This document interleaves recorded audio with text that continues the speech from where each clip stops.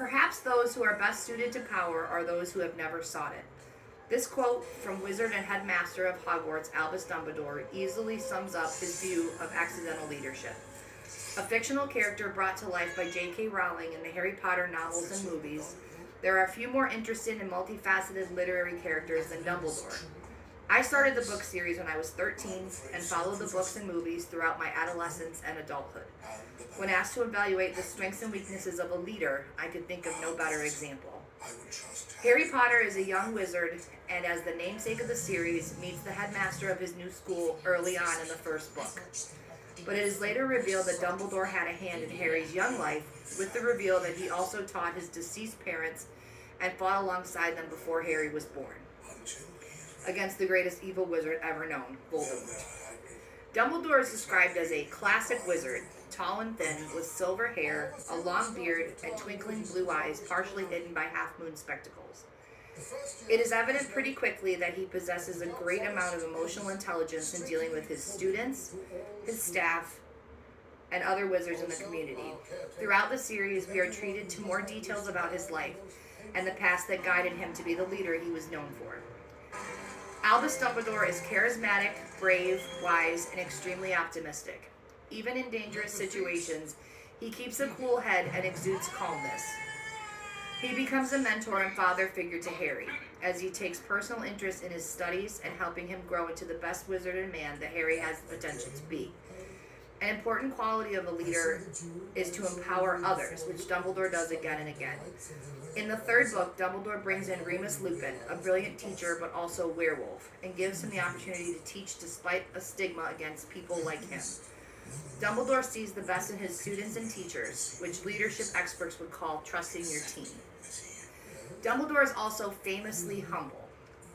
Although extremely advanced in his schooling, progressive teaching, and past of dealing with dark magic, he remains humble and coachable. In fact, he was invited 3 times to try at hand his upper politics of the magical world and refused himself as a candidate. In his most expert opinion, not everyone who seeks fame and power should secure it, because he had deep-seated fears that once he had secured the ultimate power, it would all go to his head. His humility and hyper-awareness of his own shortcomings kept him as an educator and in the niche that he was most comfortable in. Dumbledore's emotional intelligence as a leader also allowed him to make mistakes, be vulnerable, honestly evaluate his own shortcomings, and adjust. In the books, he famously underestimates the role that Harry Potter would take in his quest to defeat the reappearance of Voldemort, putting himself and many other young students in grave danger. Instead of charging Harry with the mistakes of being a young wizard, he took the blame for everything that Harry could have been accused of, using the excuse that he was the older and more intelligent wizard that was just acting on his benefit. In reality, he was allowing Harry and the other trusted friends to act of their own accord and simply made the path easier for them. In the 5th book, when the students banded together to create a group to combat the weaknesses of a subpar teacher hired outside of Dumbledore's control, a club was formed and they called themselves Dumbledore's Army. Instead of being shocked and confused, Dumbledore falsely admitted to assembling this group himself and then promptly went on the run to keep the blame on him and away from the students acting independently. Dumbledore was not always the wise and competent wizard that the reader gets to know through the series. In the final book, we are told his entire backstory before he was even a professor, a famous wizard, or headmaster. His childhood was average, the oldest sibling to a brother and young sister who was not magically inclined as he was. In the books, she was called a squib, which is a person born of magical parents but not having the power of a witch or wizard.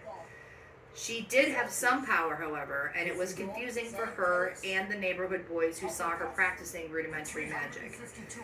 She was attacked, and Dumbledore's father went after her assailants, which landed him in wizarding prison. The incarceration of his father put Albus at the forefront of the family, as he was now responsible for his brother, sister, and mother. Around that time, he was hitting his stride in school and emerging as one of the most prolific wizards of his time.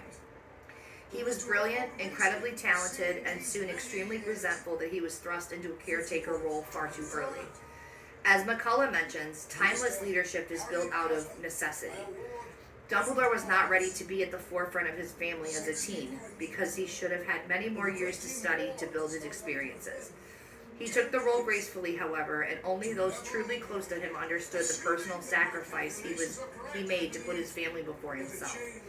Sadly, Ariana was accidentally killed at age 14, and Dumbledore never forgave himself. Early on, Dumbledore learned a leadership fact that he could not deny. It is lonely at the top. Even though rising quickly through the ranks of professor in every capacity, he was extremely overwhelmed as headmaster. Similar to most British schools in the sense of staffing, student body, attendance, test scores, and maintenance, he was saddled with a magical school, which had a whole different set of problems. In Harry's 4th year, Hogwarts hosted the Tri-Wizarding Tournament, a set of tasks designed to grant the school a winner based on a chosen contestant and his or her ability to excel or fail. However, the year that Dumbledore was in charge, Harry was also chosen as one of the contestants, despite him being too young and not at all prepared for the tasks. At this point, Dumbledore must have been a miss, but as required by wizarding law, he had to simply allow the task to play out.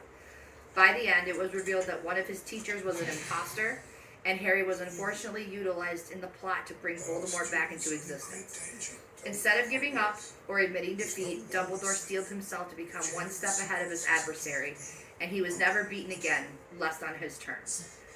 Dumbledore is the type of character that no one wants to see leave the series, but his death in the 5th book is not only prolific, but speaks volumes to the type of educator, wizard, and man that he was. Even on his final exit, he takes the opportunity to save a life.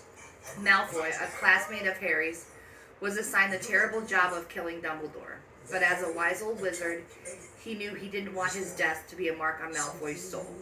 He was polite until the very end, and then his death happened in the manner that he had chosen, by the person that it would benefit most. Malfoy was allowed to save face, and Snape was able to commit the murder in a prearranged agreement, always on the terms of the great leader Dumbledore.